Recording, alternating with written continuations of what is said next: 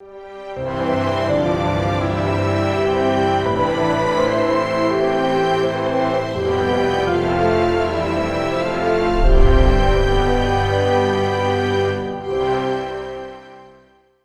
시간 예수님의 부활이라는 제목으로 하나님 말씀 증거하겠습니다. 하나님께서 에덴 동산에 창조하신 인간은 본래 죽음과 저주가 없는 영생의 복을 누리는 존재로 창조되었습니다.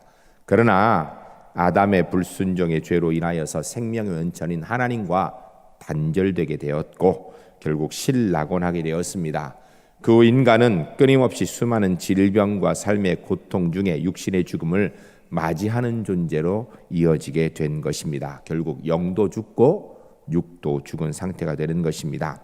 그러나 사랑과 긍휼의 하나님께서 인간이 그렇게 영과 육이 죽어 지옥 가는 존재로 가는 것을 안타까워하셔서 버려두지 않으시고 당신의 독생자 예수 그리스도를 이 땅에 보내주셔서 구원의 손길을 펴주셨습니다. 그리하여서 우리 하나님의 아들 독생자 예수 그리스도의 세상에 오셨습니다.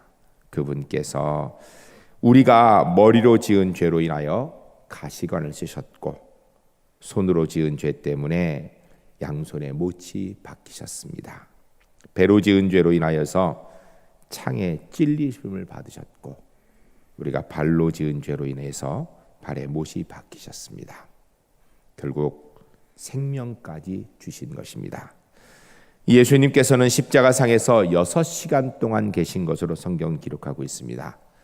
그 중에 7마디 말씀을 남기시고 그 생명 하나님께서 거두셔서 우리가 가야 되는 사망의 권세에 우리 대신 잡히시게 된 것입니다. 예수님의 육신이 죽음을 맞이하였을 때 드러나지 않게 예수님을 섬기던 니고데모와 아리마대 요셉이라는 사람이 주님의 시체를 얻기를 요구하고 받아서 십자가에서 내려서 준비한 사용하지 않은 아리마대 요셉의 무덤에 장사를 지냈습니다. 그런데 예수님께서는 인류의 죄를 지고 십자가에 생명까지 주셨지만 십자가는 그 당시 사람들에게 저주와 불의의 상징의 사용이라 그랬는지 그 장례식은 초라하기 그지없었습니다. 요즘 장례식처럼 그 흔해 빠진 꽃 한 송이 주님의 무덤 앞에 놓는 사람이 없었죠. 누구 하나 동정하지 않는 외로운 장례식이었습니다. 그런데 우리 주님께서 이 사망의 권세를 깨치시고 이기시고 부활하신 것입니다. 오늘 우리는 그 주님께서 부활하셨음을 믿고 있기에 그 믿음을 가지고 오늘 부활절 예배에 참석하신 것입니다. 오늘은 본문 말씀을 근거로 하여서 예수님의 부활이 의미하는 것이 무엇이고 그런 부활을 믿는 우리는 어떻게 삶을 살아야 되는가에 대한 말씀을 듣고자 합니다. 물론 우리가 많이 들었던 말씀입니다. 알고 있는 말씀입니다. 그러나 부활절 다시 한번 말씀을 통하여서 부활을 믿는 우리가 어떻게 살아야 되는지 다시 한번 정립하고 부활을 믿는 자답게 남은 일생 살아가는 우리 울산제일교회 하나님의 사람들이 주 안에 모두 될 수 있기를 주의 이름 간절히 축복합니다.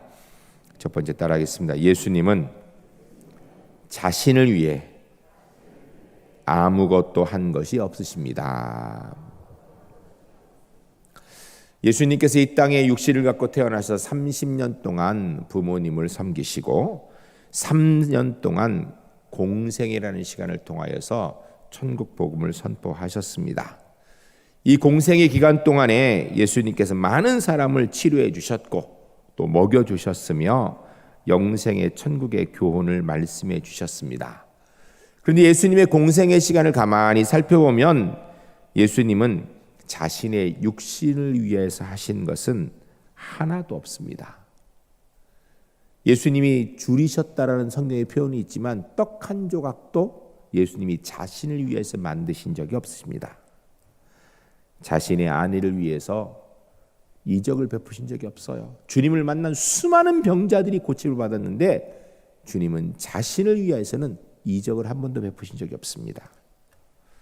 자신의 위기에서 벗어나기 위해서 하늘의 천군 천사를 동원하여 부르신 적도 없으십니다. 십자가를 앞두고 예수님께서는 겟세마네 동산에서 기도하시기를 아버지, 할 수만 있다면 이 잔을 내게서 물리시옵소서. 그러나 내 뜻대로 마시고 아버지의 뜻대로 하소서라고 기도하셨습니다. 그리고 실제로 기도하신 대로 수욕과 고난 당하시고 살찢고 피 흘리시고 생명까지 주시면서 십자가에서 우리를 위하여서 생명을 주셨던 것입니다.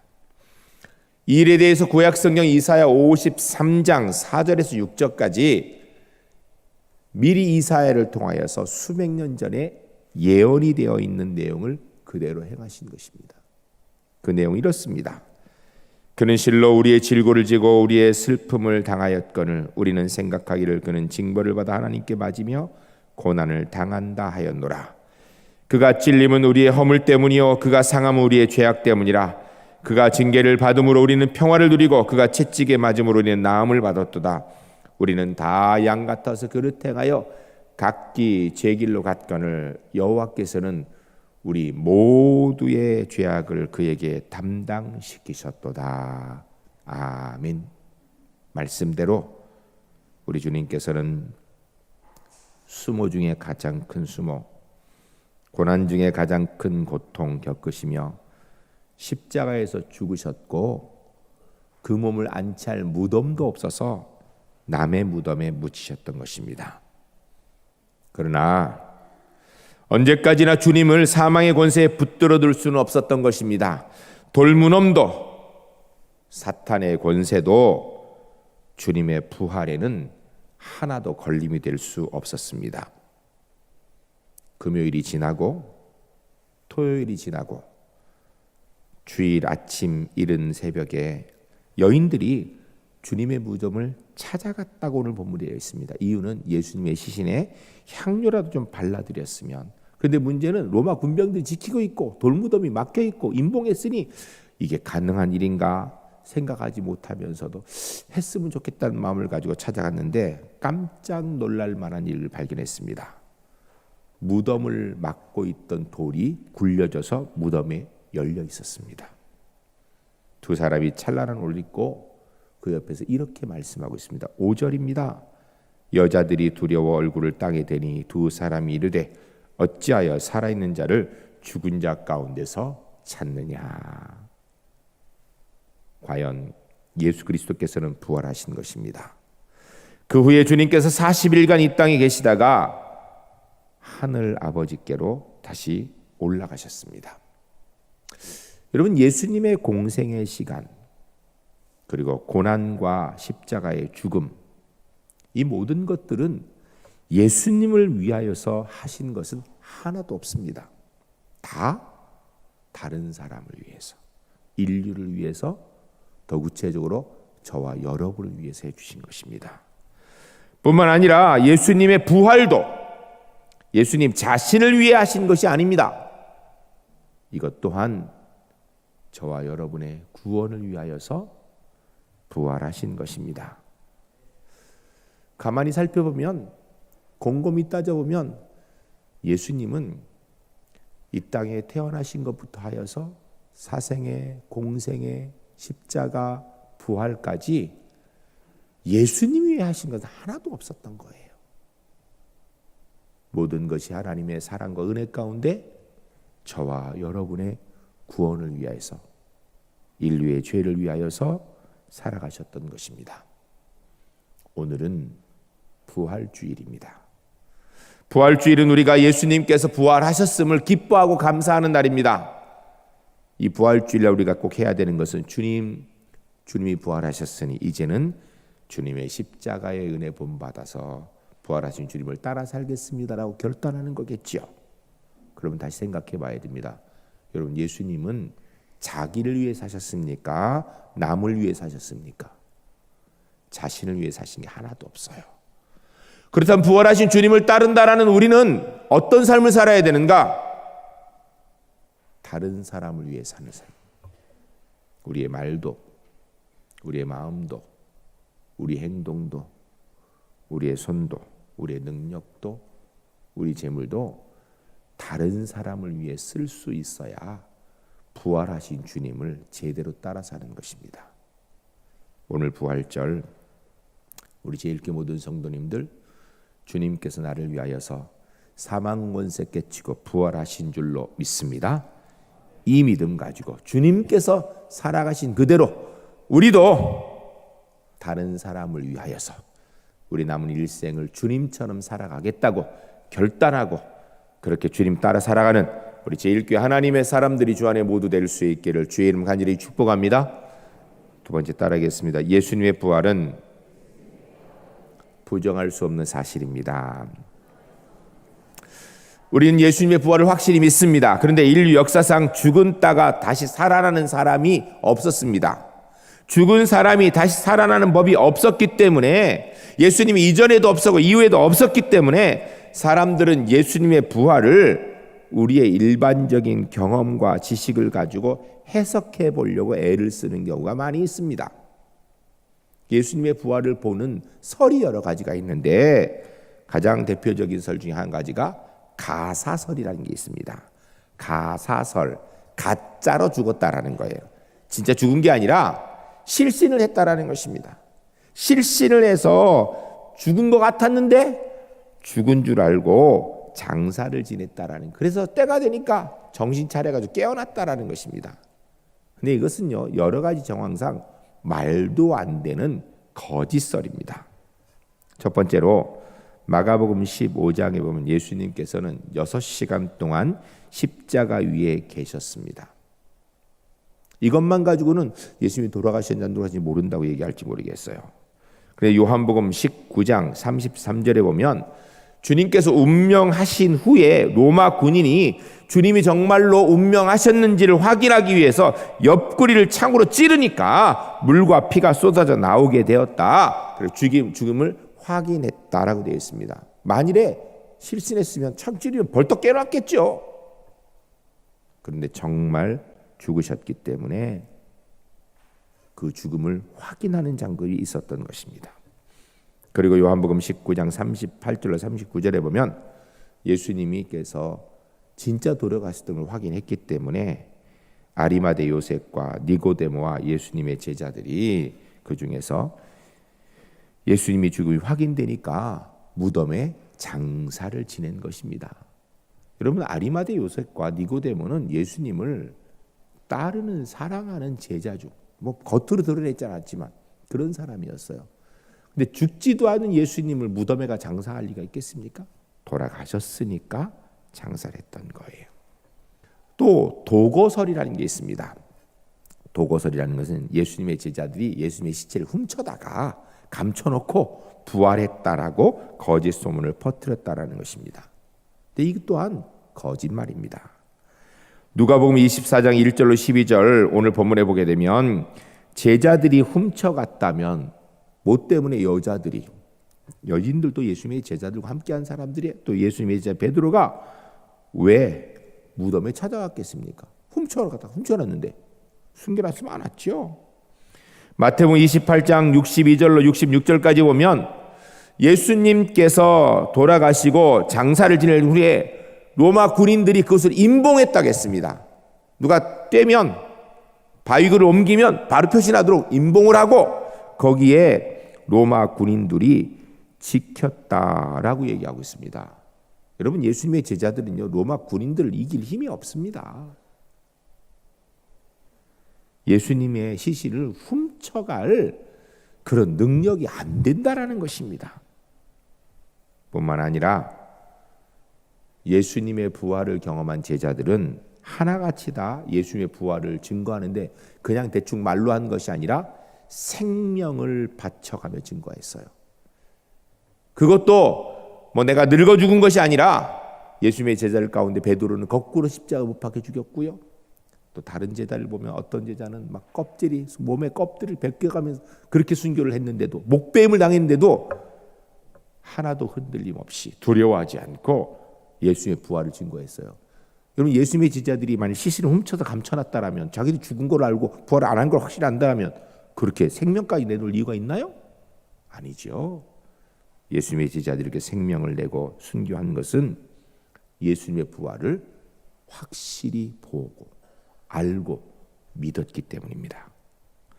마태복음 28장 11절에서 15절까지 보면 대제사장들이 로마 군인들에게 돈을 주면서 시체를 제자들이 훔쳐갔다라고 거짓 증거하라라고 얘기하는, 그래서 도거설이 나온 거예요. 이는 거짓말입니다. 그 외에도 환상설, 유령설들이 있는데 다 증거도 없는 이야기고 거짓입니다. 왜? 예수님의 부활의 증거는 너무나 많고 확실하기 때문입니다. 신약성경 고린도전서 15장 5절로 7절까지 보면 예수님의 부활을 목격한 자들이 베드로와 야고 외에도 500명이 넘는다라고 이야기합니다. 한두 명이 본 것이 아니에요. 수많은 사람들이 봤다라는 것입니다. 뿐만 아니라 성령 하나님의 역사로 예수님의 부활을 증거하고 있고, 교회가 예수님의 부활을 믿기 때문에 오늘도 이 땅에 생명의 영향력을 미치고 있는 것, 이게 주님의 부활의 증거 아닌 무엇이겠습니까? 십자가를 믿는, 예수 믿는 사람들 박해하던 나라가 변화해서 기독교 국가 되는 것, 이게 예수님의 부활의 증거 아니 무엇이겠습니까?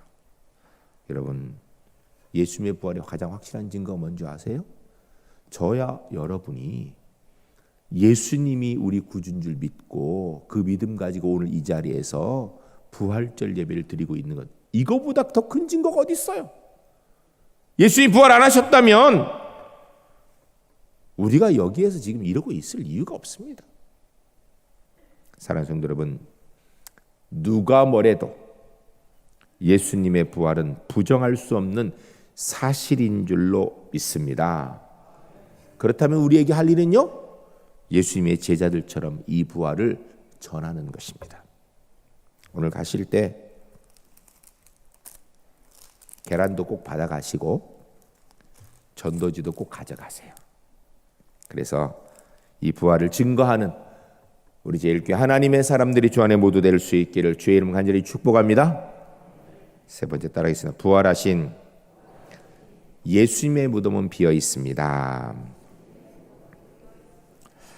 신약성경 요한복음 11장 25절에서 26절에 보면 이렇게 되어 있습니다. 예수께서 이르시되 나는 부활이요 생명이니 나를 믿는 자는 죽어도 살겠고 무릇 살아서 나를 믿는 자는 영원히 죽지 아니하리니 이것을 내가 믿느냐. 할렐루야, 할렐루야. 우리 주님께서 부활하실 것이라고 미리 말씀하신 거예요. 그리고 말씀과 역사가 주님의 부활을 실제로 증거해 주고 있습니다. 여러분, 예수님의 부활은요, 신화가 아닙니다. 그냥 사람들이 만들어낸 옛날 이야기 설화가 아니고요, 역사적 사실입니다. 그 증거가 뭔가? 예수님의 무덤이 비어 있는 거예요. 예수님의 무덤이 비어 있다는 건 우리에게 아주 중요한 몇 가지 정말 중요한 교훈들을 해주고 있습니다. 첫 번째는 여러분, 세상의 많은 모든 종교는 다 교주의 무덤을 중심으로 모입니다. 그 얘기는 뭐예요? 다 죽었다는 이야기예요. 그걸로 끝났다는 이야기. 그런데 그 무덤을 중심으로 모여 있기 때문에 결국은 세상의 모든 종교는요, 죽음을 중심으로 모이는 종교예요. 무덤을 중심으로 있으니까 교주의 죽음을 중심으로. 결국 여러분, 이 세상의 모든 종교는 사망의 종교입니다. 가면 끝에 죽음밖에 없어요. 그러나 우리가 믿는 예수 그리스도는 부활하셔서 그 무덤이 비어 있는 것입니다. 주님이 말씀하신 대로 영원히 사시는 길을 향하여서 부활하셨기 때문에 우리는 우리 기독교를 뭐라고 이야기하는가? 부활의 종교라고 이야기합니다. 증거는 무덤이 비어 있던 거예요. 무덤. 두 번째로 무덤이 비어 있다는 이야기는 주님께서 사망에 있는 것이 아니고 살아계시다라는 것입니다. 그 주님께서 살아계셔서 지금도 저와 여러분을 위해서 기도하고 계신다고 성경이 말씀하고 있습니다. 신약 성경 로마서 8장 34절에 이렇게 말씀합니다. 누가 정죄하리요? 죽으실 뿐 아니라 다시 살아나신 이는 그리스도 예수시니 그는 하나님 우편에 계신 자요 우리를 위하여 간구하시는 자시니라. 아멘. 할렐루야. 할렐루야. 사랑하는 성도 여러분, 혹시 다른 사람이 나를 위해서 기도해 주지 않는다고, 나를 위해서 기도해 줄 사람이 없다고 여러분 절망하지 마세요. 누가 기도해 주고 계세요?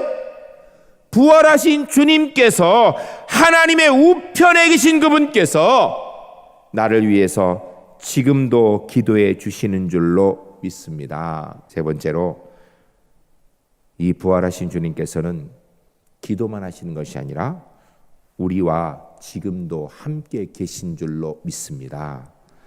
신약성경 마태복음 28장 20절에 보면 내가 너희에게 분부한 모든 것을 가르쳐 지키게 하라.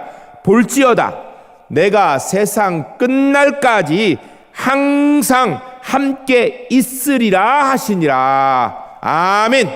할렐루야. 이 말씀은 분명히 저에게, 여러분에게 주신 말씀인 줄로 믿습니다. 이 말씀은 천사가 이야기한 게 아니에요. 사도 바울이 이야기한 게 아니에요. 마태복음이니까 사도 마태가 이야기한 게 아니에요. 우리 주님의 약속의 말씀인 줄로 믿습니다. 무덤이 비어 있다는 이야기는요, 주님 어디 계신가? 나와 함께 지금 계신다라는 거예요. 그리고 이 빈 무덤에 아주 중요한 마지막 교훈은요, 주님께서 다시 오시겠다고 약속하시는 것이 분명한 사실이라는 것입니다. 요한복음 14장 1절로 6절 말씀에 이르기를 너희는 마음에 근심하지 말라. 하나님을 믿으니 또 나를 믿으라. 내 아버지 집에 거할 곳이 많도다. 그렇지 않으면 너에게 일렀으리라. 내가 너희를 위하여 거처를 예비하러 가노니 가서 너희를 위하여 거처를 예비하면 내가 다시 와서 너희를 내게로 영접하여 나 있는 곳에 너희도 있게 하리라. 내가 어디로 가든지 그 길을 너희가 아느니라. 도마가 이르되 주여 주께서 어디로 가시는지 우리가 알지 못하거늘 그 길을 어찌 알겠사옵나이까.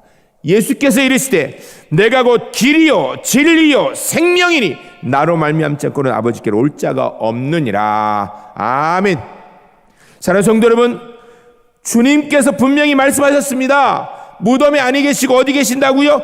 우리를 위해서, 저와 여러분이 영생토록 거할 거처를 마련하기 위해서 하늘 보좌에 계시다라는 것입니다. 그리고 분명히 그곳에부터 다시 오셔서 우리를 그곳으로 인도하기 위하여서 오실 것이라고. 그때 그 주님과 함께 천국에 갈 수 있는 유일한 길, 예수님밖에 없다. 그래서 내가 곧 길이요 진리요 생명이니 세상 누가 뭐라 해도 우리 주님은 하나님이시고 우리 예수님은 부활하셨습니다. 누가 뭐래도 그 부활하신 주님께서 다시 우리의 구원주로 이 땅에 오실 줄로 믿습니다. 이건 만고불변의 진리입니다. 기독교의 가장 큰 자랑은 바로 예수님의 십자가의 부활이고 그것을 증거해 주는 빈 무덤인 것입니다. 주님 말씀하시기를 나는 부활이요 생명이라 하신 대로 예수님은 부활 승천하셨습니다. 그리고 말씀대로 분명히 다시 이 땅에 오실 것입니다. 그로 말미암아 저로 여러분은 천국에서 영생하게 될 줄로 믿습니다. 그때까지 주님께서 우리와 함께 하신 줄 믿고 함께 하신 주님과 함께 매일매일 승리하는 믿음의 사람들 되시기를 주의 이름으로 간절히 축복합니다. 우리 그리스도인이 매일 승리하는 것은 바로 주님이 재림하실 줄 믿고 그 재림을 오늘도 준비하고 내일도 준비하고 주님이 오실 날까지 준비하는 것입니다. 주 안에서 그렇게 살겠다고 결단하시고 이 부활절 기도한 대로 남은 일생 그렇게 살아가시기를 주의 이름을 간절히 축복합니다. 이 시간 함께 기도하겠습니다. 주신 말씀